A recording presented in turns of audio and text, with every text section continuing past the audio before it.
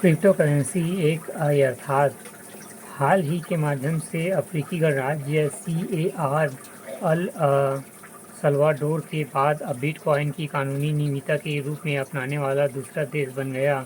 भारत की केंद्रीय बजट 2022-23 में भी आने वाले वित्तीय वर्ष में एक डिजिटल मुद्रा पेश करने का प्रस्ताव है।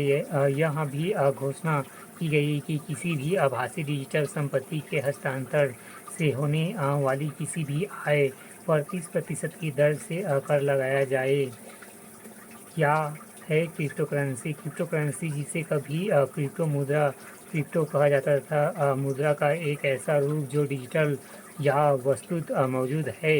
लेन देन को सुरक्षित करने के लिए क्रिप्टोग्राफी का उपयोग करती है। लेन देन रिकॉर्ड रखते और नई इकाइयाँ जारी करने या इसे विनियमित करने वाला कोई प्राधिकरण नहीं है। इसके स्थान पर विकेंद्रीकृत प्रणाली का उपयोग करती है। यह विकेंद्रीकृत पीयर टू पीयर नेटवर्क द्वारा समर्थित है, जिसे ब्लॉकचेन कहा जाता है।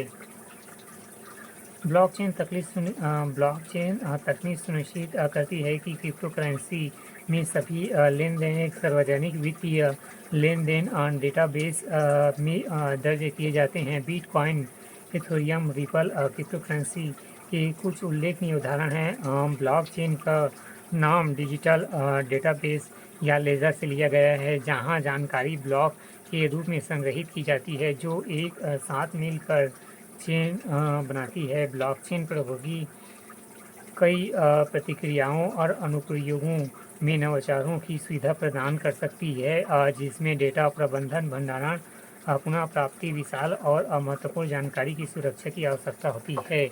भारत में क्रिप्टो की वर्तमान स्थिति क्या है? केंद्रीय बजट 2022-23 में आने वाले वित्तीय वर्ष में एक डिजिटल मुद्रा पेश करने का प्रभाव है। फिलहाल भारत में क्रिप्टो करेंसी का मालिक होना अब अवैध नहीं है।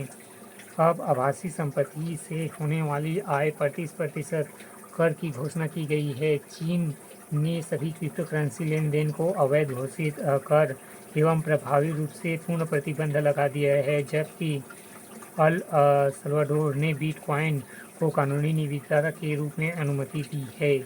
क्रिप्टो के विनियमन की आवश्यकता क्यों? चूँकि क्रिप्टो एक कानूनी निविदा नहीं है, इसे एक अलग वर्ग के रूप में माना जाना चाहिए, इसलिए सरकार को क्रिप्टो के लिए एक अलग विनियमन की आवश्यकता। भारतीय रिजर्व बैंक RBI के अनुसार अगर लोग क्रिप्टो को मुद्रा के रूप में मानना शुरू कर देते हैं तो पीयर टू पीयर लेंडिंग का अवसर मिलेगा, जिसके लिए स्पष्ट रूप से विनियमन की आवश्यकता होती है। गंभीर समस्याओं को रोकने के लिए यहाँ ही निवेशकों को बाजार की अत्यधिक अस्थिरता और संभावित घोटालों से बचाने विनियमक आवश्यक है।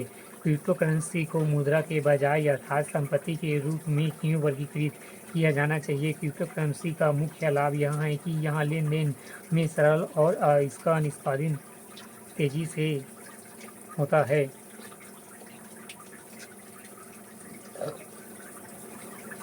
क्योंकि लेन देन को गंतव्य तक पहुंचने से पहले बिचौलियों की एक श्रृंखला द्वारा नियंत्रित नहीं किया जाता तथा भारत में भीतर उस उपयोगिता को प्रकट करना संभव नहीं है। हालांकि बाकी दुनिया में क्रिप्टो का उपयोग इसके मुख्य उद्देश्य के लिए करेगा जिसके लिए इसे बनाया गया था, और इसे एक डिजिटल संपत्ति के रूप में मानते हुए भारत सरकार केवल मूल्य में वृद्धि कर मुद्रीकरण करने में सक्षम होगी।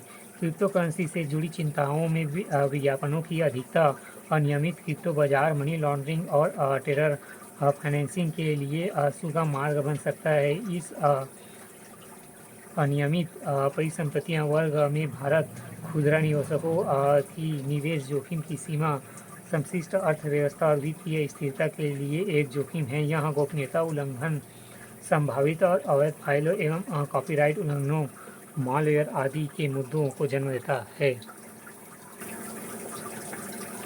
आगे की राह की बात करें तो मजबूत KYC मापदंड विकसित करना, क्रिप्टो मुद्रा की स्पष्टता परिभाषा विकसित करना, पारदर्शिता सुनिश्चित करना, उद्यमशीलता की लहर को बढ़ावा देना एवं विद्यार्थी ढांचा विकसित करने की ओर ध्यान देने की आवश्यकता है।